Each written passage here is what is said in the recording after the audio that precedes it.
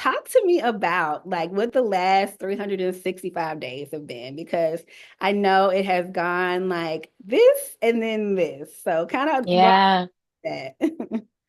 goodness. I will walk you through it. It's been absolutely insane. Yeah, I moved to Nashville about 7 years ago, and I signed a record deal, and I was there for 2.5 years. And we put some music out and took some songs to radio, and it just didn't end up working out with my label, and they dropped me. And then a couple months later, I decided that I wanted to put out my project Rooted independently. And so me and my husband, we just went to work and we did as we do, and we created content together and brought this whole project together. And then I got a call from Miss Beyonce to be on the Cowboy Carter album. And it has just completely changed my life. I mean, what a bigger validation to get as an artist than from Beyonce. And so it's just been this really beautiful year of getting to really walk in my authentic self and put out music that I really believe in. And it's been beautiful to see this new community gather around my music. And yeah, it's been a really beautiful journey. Yeah, I mean, I can imagine getting that phone call, but what's so interesting about your journey is actually I didn't even realize until you just said it that you had already started on Rooted prior to the phone call. Which actually it reminds me of this that saying of like when you stay ready, you don't have to get ready, right? Yeah, It's yeah. almost like when you're aligned and walking in your purpose, it all just kind of works out, right? And so Hmm. I know that for you, Rooted was like very personal, right? Especially coming off of a label that, maybe wasn't aligned with what it was supposed to be for you. And so talk to me about how this particular album really kind of showed more of storytelling in terms of your self-discovery and what it meant for you to really walk in that purpose. Yeah, well, so when we put the project together for the first time with my label, when you have a team around, you have to make compromises. And there were some songs on the project that I loved. I mean, I wrote them, so I loved them, but I didn't feel like they told their rooted story.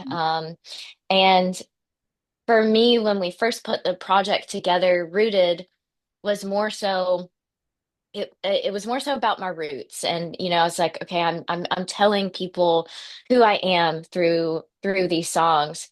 But honestly, in my heart a little bit, I was like, I don't feel like I'm putting my full self there. There is more to the story that I want to tell. There is more of me that I want to show people. And so when I left the label, it was bittersweet because I was like, man, I don't have this big team behind me.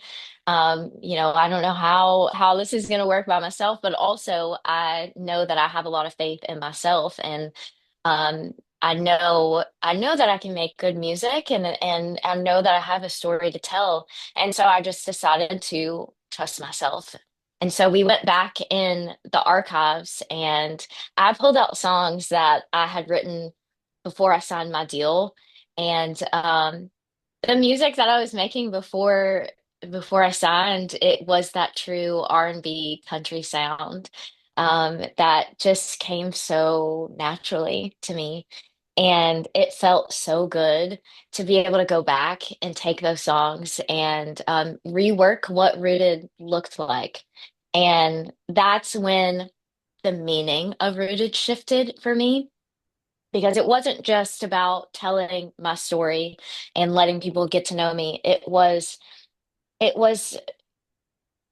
I really wanted to inspire people to show up as their authentic self, because that's what I had to do with this project. And it was terrifying, because I was being told that the person I was, the music I was putting out wasn't good enough, and it's tough to hear that. Mhm. And so, to just trust in myself and know that, you know what, I believe in the gifts that God has given me, and I'm gonna put myself out there, and I'm gonna show the world who I am. And that was what Rooted became to me. And honestly, even after the project being out and people taking a hold of it as their own, I think I've become even more rooted in that, because well, it's such a beautiful validation of like putting your whole self out there and people loving me for that. Mhm. So what would you say is your authentic self, right? So that's something that so in my field, specialize in working with women on trying to find that authentic self, which as you probably know, can be daunting, but it also isn't something that just comes overnight, right? It's almost like we're having to peel back all of this conditioning from society. We think, oh, this is the real me. And then you're like, oh, wait, I really don't even like that, right? And so when you started to do the work, and like you said, that meaning even changed once you got back to rooted, you're like, wait, this actually means something else. What did you find to be the authentic version of yourself as we speak? Mm. I think that, when I was thinking about putting out music, it was more so because this is just the way the business works. It's like, okay, we need to put out an upbeat song. Like we need to put out this kind of song to serve the people. And when I was in the writing room, I was only focused on writing a song that made me feel something. Mhm. And that is different for everybody. We all, resonate with different sounds and, different stories. And so when I'm in the writing room, like I just want to write what's true to me and what feels good. Because if I'm enjoying that, then that means somebody else is going to as well, and if they don't enjoy it, then it's just not for them. And Mhm. so I like songs like I'd look in that truck, like it's a slow song, and I think on the business side, like people could think like you don't want to put out a slow song because nobody wants to hear a slow song. But for me, I was like, no, this feels good. Mhm. And it is my true story. And so when we were going through and picking those songs, that was what I was basing it on. I wasn't basing it on, I think this person might love this. I think this person might love this. It was first I to love this. Mhm. And that's really what I based my entire life off of. Like I feel like I spent a lot of time thinking about what other people wanted from me. And I think sometimes when people project their opinions on you, it's sometimes not even out of ill will, like um but I had to learn to really listen to myself and listen to my heart, because I know that like I could be good at a lot of different things, but what do I love? Mhm. Like that's what's going to make me excited to wake up every single day and do this. And I think for me and finding my authentic self, it had a lot to do with really sitting in that R&B country sound. Mhm. It's not I don't think anybody is making music like that, and um that can be scary to do something for the first time. And I think, there's a lot of people that are gonna put their doubts on that. But for me, I lean on the fact that God gave me these gifts, and I grew up a specific way. Like there's a reason my parents were playing this kind of music around the house, and there's a reason that when I'm in the room, that's what speaks naturally to me. And so just leaning into that, leaning into what my heart is really saying. Mhm. Yeah, I love that. And I think that, and I'm not a country music girl, but I am a Beehive member. And so Yes. this year has been very interesting because what it has been for me is okay, Beyonce is putting out this country album, so now I gotta go see what country is about because whatever B is doing, I'm doing, right? This is my vibe. And so, but what was interesting is that I am also a big like history buff. And so a big part of this whole argument was, oh, Black people can't do country music, right? And then we started seeing all of these think pieces around the history of country music. And what I love about your story, and as I started to really listen to your music and even started to explore other, Black artists that I had never been exposed to, is I felt like for with Beyonce being such a wide artist, she really helped us to recognize that this is very much a part of our roots, right? And it helped me as a Black woman understand like this is something that has almost been hidden from me, and I Mm, come Southern roots. I spent most of my summers in Nashville. I've gone to all of the country museums, and even still, I didn't know that it was very much a part of my history. And so, from your perspective, what is this shift like for you? And how do you see yourself a part of like this window of opening of kind of this new genre? And I don't even want to call it new, but like this reawakening of like Black country music or kind of us getting, our fair share of like respect in the space again. It makes me cry, like hearing you say that, like you didn't even know that we had roots in country music. Because I think, for me, like there's Cowboy Carter exposed so much to me as well of our roots in country music.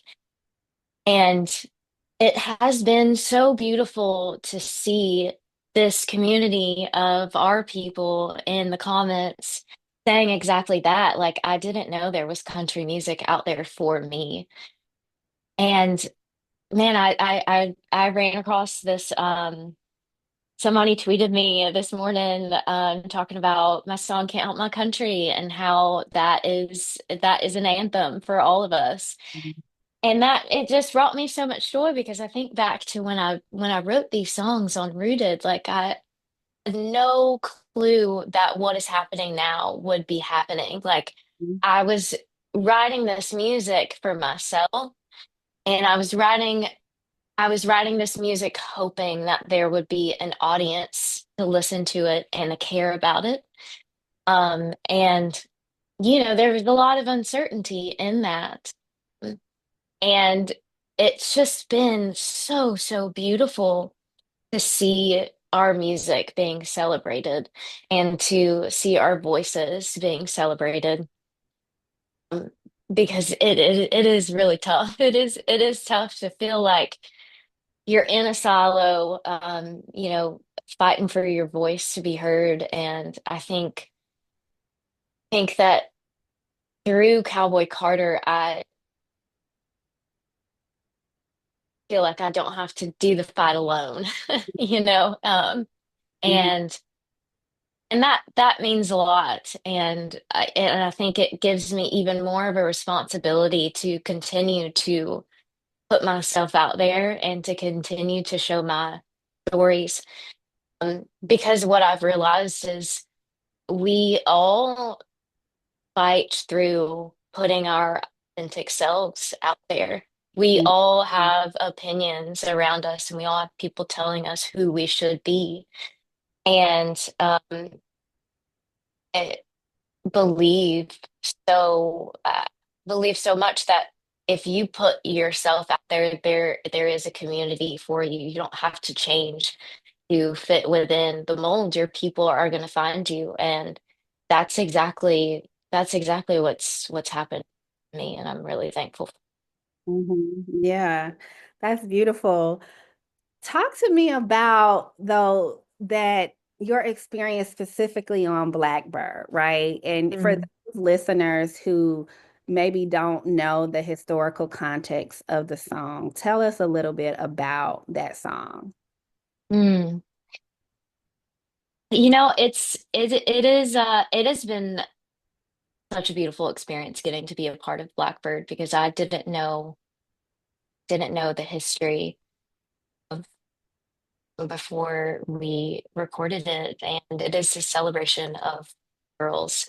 And getting to sing that song with all of the other girls and with Beyonce,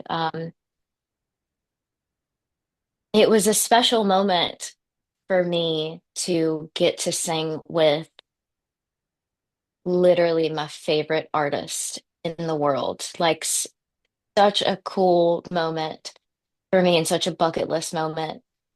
Um, And when the song came out and and then getting to sing the song with her, it's the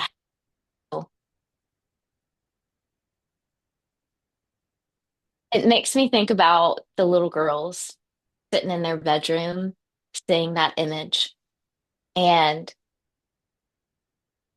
seeing themselves be celebrated. Like I didn't have that when I was thinking about singing country music. I didn't have that example. And think that it has been so beautiful to see that be celebrated. And I think that there's so many Black girls that are going to look at that and never ever doubt if they belong in a space because they have the example. Like I really do believe that representation matters. You have to see it to believe it. And it's just it's also like so wild to me to think that like Beyonce is a massive artist, the biggest artist in the world, and for her to like I truly mean it when I say that I still cannot wrap my brain around it. I'm like I am living in Nashville, Tennessee. Like how does Beyonce even know my name? Called you, Like it is she called it's you, or just was it like her people? well, I can't get into all the details Okay. of all the behind the scenes of Miss B, but I it just like for her to give an up and coming artist like Yeah. me an opportunity like that Yeah. is it's beautiful and yeah, it's like it's just really beautiful to see how it's been celebrated, and I just hope that it inspires so many little Black girls to chase their dreams. Yeah. Again, y'all, so for those of you all who are listening, and just to kind of expound on what Tiara was saying, the original version of Blackbird was written by the Beatles, Paul McCartney.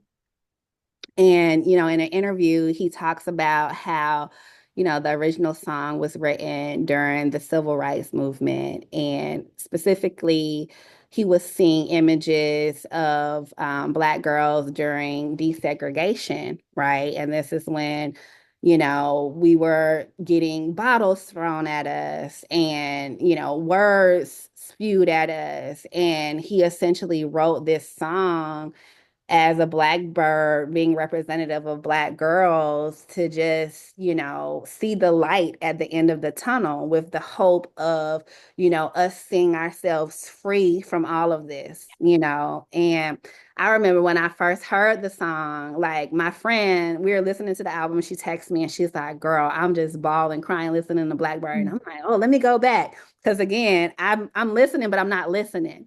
And then when I Mm-hmm.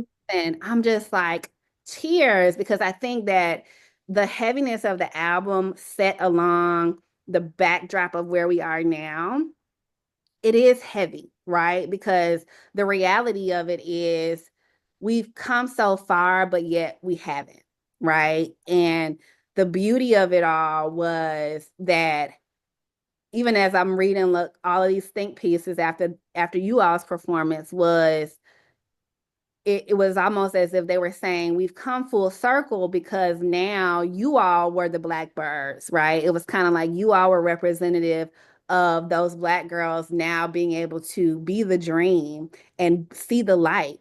And we had that visual representation of you. And I watched you as I'm preparing for this, and I'm just like, oh my God, like these women are Mm-hmm. our Blackbirds. But in that, it's like we're still under construction, because we're still not respected, and I still think about all of the things that you have to do to fight for your genre, right? And so that's kind of like the other piece of it is like the fact that you have to label yourself as like, a certain genre and not just be. How does that land upon you sometimes when you're just like, no, I have to say R&B country or I have to say this, even though that is representative of what you are, it's almost like the labels is forcing us to be in a box too. Does that at all resonate with you? Yeah. Yeah. I've been thinking a lot about that, um, even more deeply recently because I've been getting back into the writing room and like going back to putting Rooted out and being so confident in this R&B country sound, but not knowing if people are gonna love it. And now that it's out and seeing that people do love it and they have been searching for that kind of sound, like that is really encouraging for me. And so I'm even more encouraged to go back into the writing room and really sit in that. But also, I have been, I've not, I would not be able to walk this journey without my faith in the Lord. Like he has been hand in hand with me throughout this entire journey. And what I've really come to realize is that I think the business can puts labels on us, and that is something that I think is going to take a bit to break. But I've realized within myself that I am Tiera Kennedy, and the Lord has given me these gifts, and they don't have to belong in one, even though people tell me that they do. I know that I am capable of so many things. Mhm. And so it is very tough on the business side of things to fight through that label. But I just have to tell myself like I have to keep putting myself out there. I have to keep writing this music and putting this music out there, even if it doesn't fit under the country. Um, that's okay because the sound doesn't matter. It's the message that matters. As long as I am putting my story out there and writing music that is going to meet people where they're at. Like I I don't put out music for all of the awards and all of the lists and like that stuff is awesome and yes, it feels great, but I get so much fulfillment out of seeing people in the comments talking about how they're inspired to go live their life and their as their most authentic self and seeing how this music is connecting with them. And it doesn't matter to it doesn't matter to anybody what sound it is, what genre it is. Like it literally just doesn't matter. And so I tell myself that every day, even when I'm in a meeting and I feel like I'm being pinned into a box, Mhm. I don't let myself go there anymore. I don't let myself go there anymore because and the Lord has brought me from the lowest of low and and I've learned that I don't have to depend on anybody else to get me to where I need to be. I just got to depend on the Lord. And so I try not to think about the labels and I just try to make music that Yeah, I love that. Because you are a free blackbird. yes. Okay, so I know that what is your birthday? What month are you born in? January. Are you a Capricorn or an Aquarius? I think I'm a Capricorn. I don't know. I don't follow. Okay. I'm just curious. You're giving me some multi hyphenated vibes. It Okay. sounds like you like to write. I've like stalked you for like the last 3 weeks in preparation for Oh. this. You also have a on-air personality, right? And so that's also a talent of yours. So I know you had like the Apple podcast, and so being able to kind of hear you curate like this list of music, I find that to be a talent as well. And so when you think about kind of all of these gifts, right? How do you really approach your crafts? Like when you're going into the writing room or when you're thinking about, really putting together an experience for people, like where do you start? Do you just kind of sit still? Do you get inspired by nature? Like what is your artistic experience like? Hmm. I think for me and everything I do, which I do love to do a lot of things. I mean, the biggest piece of advice I've ever gotten from a friend is that I don't have to be just one thing. Mhm. He's like, you're an entertainer, you can entertain in different ways. And for me, I always go back to my purpose. And I think that my purpose is to spread love and joy wherever I go. I mean, there's this world is tough and we're all going through something and we all need motivation and we all need a little bit of love. And through everything I do, that's the energy that I try to put out. And so with my radio show, it's that's really fun because I get to uplift and talk about other artists' music. And we definitely talk about the music, but we also talk about mental health and truly like what we're going through day to day and how we're getting to the other side of that. Um, and so I think in everything I do, I try to welcome those conversations. And yeah, just like really meeting people where they're at. I feel like I just keep saying it, but like the Lord has been so, so good to me. And I really just want to, my mission every day is to just show other people what the Lord can do in their lives. Like He is so good to us and He's given us all so many different gifts. And yeah, that's kind of where it all starts for me.